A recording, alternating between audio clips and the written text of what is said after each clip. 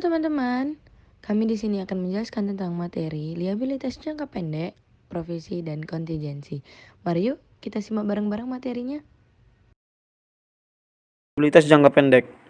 Liabilitas jangka pendek adalah liabilitas yang diharapkan dapat dilunasi dalam siklus operasi normal perusahaan atau dalam waktu 12 bulan sesudah tanggal pelaporan. Jenis-jenis liabilitas jangka pendek. Yang pertama, deposit uang muka, utang dividen, utang wesel, utang gaji dan insentif, utang dagang, utang PPN, utang PPH, utang JP yang jauh tempo, liabilitas jangka pendek yang akan di-refinance pendapatan terima di muka. Yang pertama, deposit dan uang muka, yaitu mencakup jaminan kas uang dapat dikembalikan yang diterima dari pihak lain. Contoh soalnya, pada tanggal 1 Januari 2018, PT GHI menjual 10 krat yang dimana terdiri atas 24 botol Coca-Cola kemasan dalam botol. Untuk setiap botol yang dijual, perusahaan mengungut uang tanggungan atau yang dapat diminta kembali dengan cara menyerahkan botol kepada pembeli sebesar Rp250 per botol. Pada tanggal 15 Januari 2018, PT GHI menerima pengembalian botol kosong sebanyak 216 botol atau 9 krat. Buatlah jurnal untuk mencatat transaksi yang diperlukan. Jurnalnya pada 1 Januari, kas pada utang jaminan sebesar 60.000, yang dimana untuk mencatat uang jaminan 10 krat botol. Pada 15 Januari, jurnalnya utang jaminan pada kas sebesar 54.000, yaitu untuk mencetak penukaran 9 krat botol. Yang kedua, utang dividen. Dividen adalah hak pemegang saham atas bagian laba yang harus dibayarkan oleh perusahaan. Dividen ini umumnya dibayarkan dalam jangka waktu 3 bulan. Dividen SP kumulatif yang tidak diumumkan tidak diakui sebagai utang. Utang dividen dalam bentuk saham tidak diakui sebagai utang, namun dilaporkan dalam rekening modal. Contoh transaksi, PT FGH pada tanggal 25 Desember 2011 mengumumkan pembagian dividen kas sebesar Rp2,50 per lembar. Jumlah saham yang beredar pada saat itu adalah 10 juta per lembar. Dividen tersebut akan dibayar pada tanggal 15 Januari 2012. Maka buatlah jurnal untuk mencatat transaksi pada tanggal 25 Desember 2011 dan 15 Januari 2012. Jurnalnya, pada tanggal 25 Desember, terdapat akun laba ditahan di debit sebesar 25 juta dan di kredit terdapat akun utang dividen sebesar 25 juta. Pada tanggal 15 Januari, terdapat akun utang dividen di debit sebesar 25 juta dan di kredit terdapat akun kas sebesar 25 juta. Jurnal pada pembukuan PT Budi sebagai berikut. Pada tanggal 15 September jurnalnya, pembelian senilai Rp20 juta pada utang dagang senilai Rp20 juta. Tanggal 15 Oktober jurnalnya, utang dagang senilai Rp20 juta pada utang wesel senilai Rp20 juta. Tanggal 31 Desember jurnalnya, biaya bunga senilai Rp641.666 pada utang bunga senilai Rp641.666. Jadi, bunga sama dengan Rp20 juta dikali 15% dikali 77/360. Hasilnya sama dengan Rp641.666. Pada tanggal 12 Februari 2016, PT Budi membayar liabilitasnya. Jurnalnya sebagai berikut. Tanggal 12 Februari, utang wesel senilai Rp20 juta, utang bunga senilai Rp641.666, biaya bunga senilai Rp358.333 pada kas senilai Rp20.999.999. Jadi, biaya bunga sama dengan Rp20 juta dikali 15% dikali 43/360. Hasilnya sama dengan Rp358.333. Utang dagang. Utang dagang yaitu saldo yang dimiliki menjadi hak pihak lain untuk barang, supplies, dan jasa yang dibeli secara kredit. Utang dagang 1. Timbul karena adanya perbedaan waktu antara saat diterimanya barang atau jasa dan pembayarannya. 2. termin penjualan.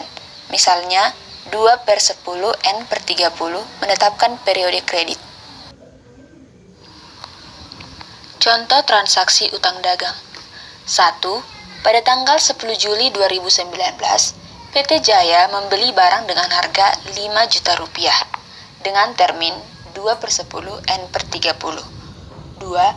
Pada tanggal 20 Juli 2019, 50% dari utang tersebut dibayar. 3. Pada tanggal 11 Agustus 2019, sisa utang dilunasi. Dengan menggunakan metode bruto, jurnalnya sebagai berikut. Tanggal 10 Juli, jurnalnya, pembelian senilai 5 juta rupiah pada utang dagang senilai 5 juta rupiah.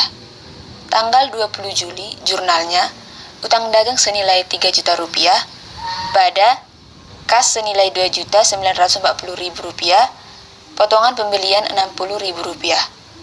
Tanggal 11 Agustus, jurnalnya, utang dagang senilai 2 juta rupiah pada kas senilai 2 juta rupiah. Metode neto. Pada tanggal 10 Juli, terdapat akun pembelian di debit sebesar 4.900.000 dan akun utang dagang di kredit sebesar 4.900.000. Pada tanggal 20 Juli, terdapat akun utang dagang di debit sebesar 2.940.000 dan akun kas di kredit 2.940.000. Pada tanggal 11 Agustus, terdapat akun utang dagang di debit 1.960.000 dan rugi potongan pembelian PDM di debit 40.000 pada kas di kredit 2 juta. Utang jangka panjang yang jatuh tempo. Utang yang jangka panjang yang jatuh tempo dalam 1 tahun. Pada tanggal 1 Januari 2015, PT FG menerima pinjaman jangka panjang dari Bank Buana sebesar 12 juta. Disepakati bahwa jangka waktu pinjaman adalah 3 tahun dengan tingkat bunga 12% dan angsuran pembayaran dilakukan sebanyak 3 kali setiap tanggal 1 Januari mulai tanggal 1 Januari 2016. Pertanyaannya, buatlah jurnal untuk tanggal yang pertama 1 Januari 2015 dan 31 Desember 2015. Yang kedua 1 Januari 2016 dan 31 Desember 2016. Yang ketiga 1 Januari 2017 dan 31 Desember 2017. Jurnal tahun 2015. Pada tanggal 1 Januari, terdapat akun kas di debit sebesar 12 juta. Pada akun utang wesel di kredit 12 juta. Pada tanggal 31 Desember, terdapat akun biaya utang di debit 1.440 dan utang wesel di debit 4 juta. Pada utang wesel di kredit sebesar 4 juta dan utang bunga di kredit sebesar 1.440. Utang PPN, yang itu pertama pembelian. Jurnalnya, akun pembelian di debit sebesar 10 juta dan akun PPN dibayar di muka di debit 1 juta pada akun utang dagang di kredit 11 juta. Yang kedua, itu ada penjualan.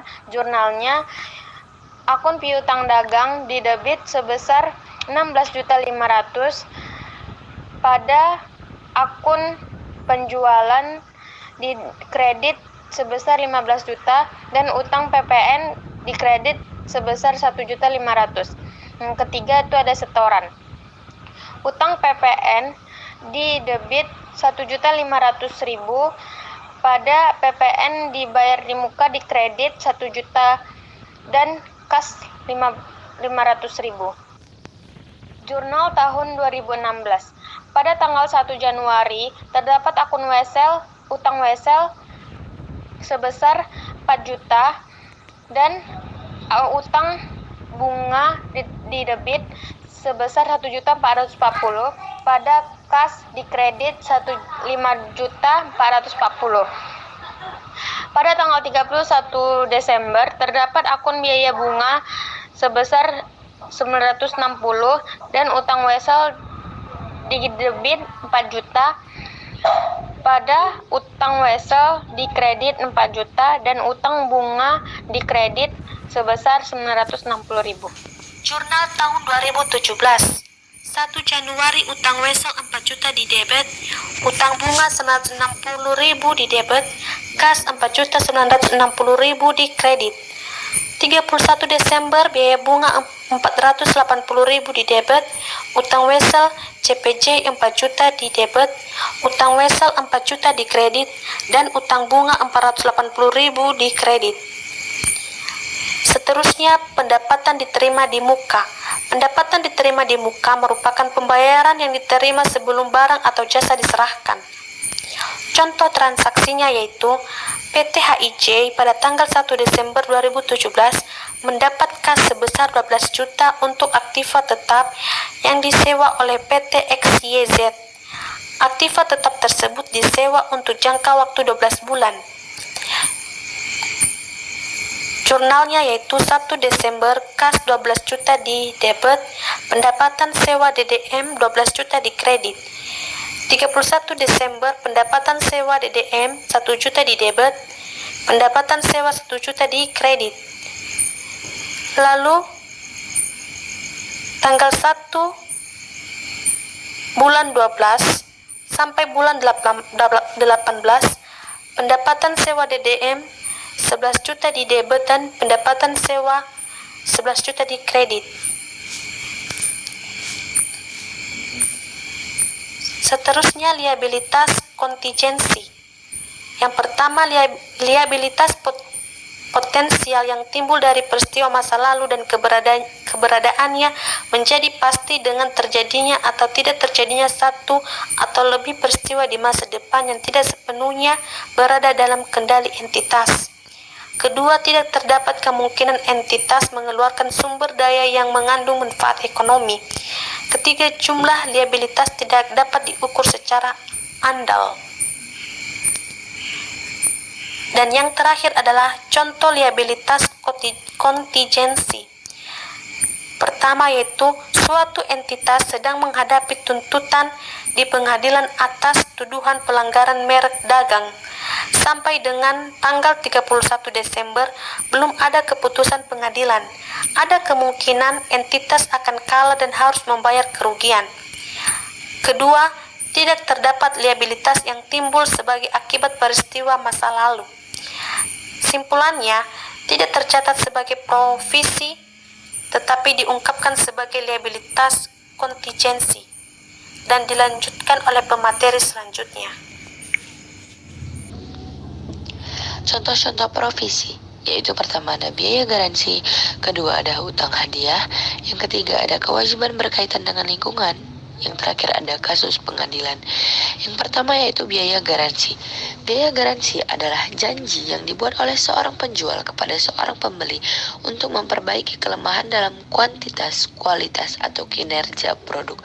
Jika kemungkinan besar para pelanggan melakukan klaim garansi dan perusahaan dapat menaksir biayanya, maka perusahaan harus mencatat biaya tersebut. Aset kontingensi, kemungkinan timbulnya aset dari suatu peristiwa di masa lalu yang kepastiannya tergantung kejadian di masa mendatang yang tidak dapat dikendalikan oleh perusahaan. Contoh, kemungkinan menerima hadiah, kemungkinan adanya pengembalian pajak dari pemerintah dalam kasus adanya perselisihan pajak. Selanjutnya ada provisi. Provisi adalah liabilitas yang waktu atau jumlahnya belum pasti atau jumlahnya masih ditaksir. Provisi diakui jika memenuhi kondisi berikut ini. Yang pertama ada perusahaan mempunyai kewajiban saat legal atau praktis sebagai akibat kejadian masa lalu. Kedua, ada kemungkinan diperlukan aliran keluaran sumber daya yang mempunyai manfaat ekonomi. Ketiga, kewajiban dapat diestimasi dengan konsisten. Contoh, denda atau biaya pemulihan pencemaran lingkungan yang mengakibatkan arus keluar sumber daya untuk menyelesaikan kewajiban itu tanpa memandang tindakan entitas pada masa datang.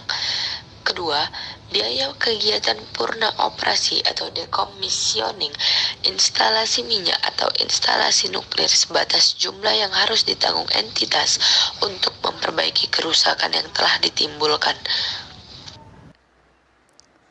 Utang hadiah. 1. Dalam tahun 2005, PT NOP memutuskan untuk memberikan hadiah berupa sabun mandi kepada konsumennya. Untuk itu, setiap pembelian 1 unit produk, pembeli akan mendapat 1 lembar kupon hadiah. Setiap 5 lembar kupon dapat ditukar dengan 1 buah sabun mandi. Informasi transaksi yang terjadi selama tahun 2005 adalah: A. Dijual 100.000 unit produk dengan harga 50.000 per unit. B. Dibeli 10.000 buah sabun mandi dengan harga Rp2.000 per buah. C. Diterima 40.000 lembar kupon untuk ditukar dengan sabun mandi. 2. Perusahaan memperkirakan 60% dari kupon yang diberikan akan ditukarkan dengan sabun mandi.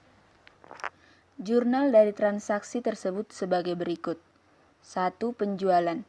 Jurnalnya, piutang dagang senilai Rp5 miliar pada penjualan senilai Rp5 miliar. 2. Pembelian. Jurnalnya, persediaan hadiah senilai Rp20 juta pada kas senilai Rp20 juta. Biaya hadiah senilai Rp16 juta pada persediaan hadiah senilai Rp16 juta. Pada tanggal 31 Desember, jurnalnya, biaya hadiah senilai Rp8 juta pada utang hadiah senilai Rp8 juta. Nilai tersebut diperoleh dari 20.000 dibagi 5 kali 2.000. Demikianlah penyajian materi yang kami sampaikan dalam video ini. Sebelumnya, kami mohon maaf yang sebesar-besarnya apabila di dalam penyampaian materi tadi mungkin ada kesalahan kata atau ada beberapa materi yang belum kami lengkapi. Saya akhiri, wassalamualaikum warahmatullahi wabarakatuh. Terima kasih sudah menonton.